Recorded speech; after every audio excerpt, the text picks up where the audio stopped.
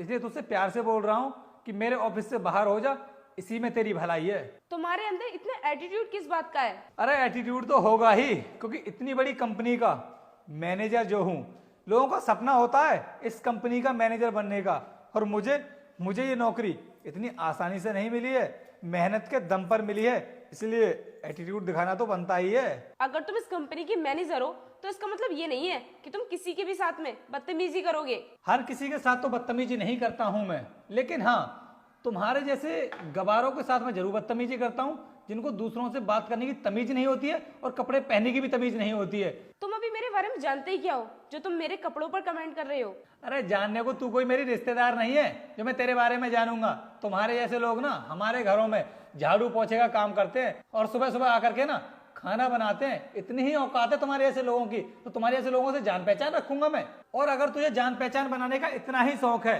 तो उसके लिए ना जिंदगी में बहुत मेहनत करनी पड़ती है, आगे बढ़ना पड़ता है। तुम्हारी तरह घरों में बैठ करके रोटियां पकाने से काम नहीं चलता। और तुम्हारी जैसी औरतें ना अपनी जिंदगी में कभी कुछ कर ही नहीं सकती, सिर्फ हाउसवाइफ बनकर ही रह सकती हैं, क्योंकि तुम लोगों को कुछ करना धरना तो आता नहीं है। तुम्हारे अंदर इतना दिमाग ही नहीं होता है जो तुम अपनी जिंदगी में कुछ कर पाओ।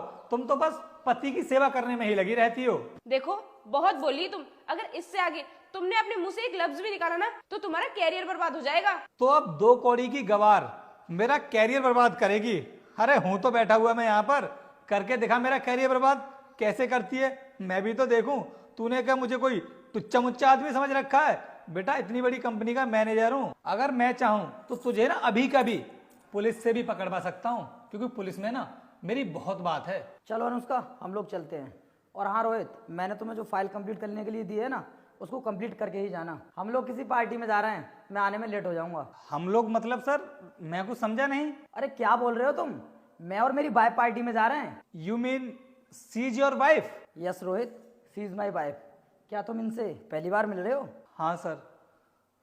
ये क्या कर दिया मैंने, अब मेरे साथ क्या होगा? अरे मैनेजर साहब, अब आपने अपना सर नीचे क्यों कर लिया? कुछ बोलिए तो सही। Sorry ma'am, I am so sorry, I am really sorry ma'am. मुझे पता नहीं था कि आप सर की वाइफ हैं, वरना मैं कभी आपके साथ में ऐसा बिहेव नहीं करता।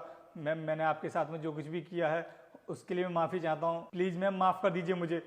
आई प्रॉमिस मैं आगे से कभी किसी के साथ में ऐसा नहीं करूँगा। अरे क्या हुआ रोहित जो तुम इनसे माफी मांग रहे हो? अरे तुम्हारे मैनेजर साहब तुम्हें क्या बताएंगे, मैं ही बता देती हूँ।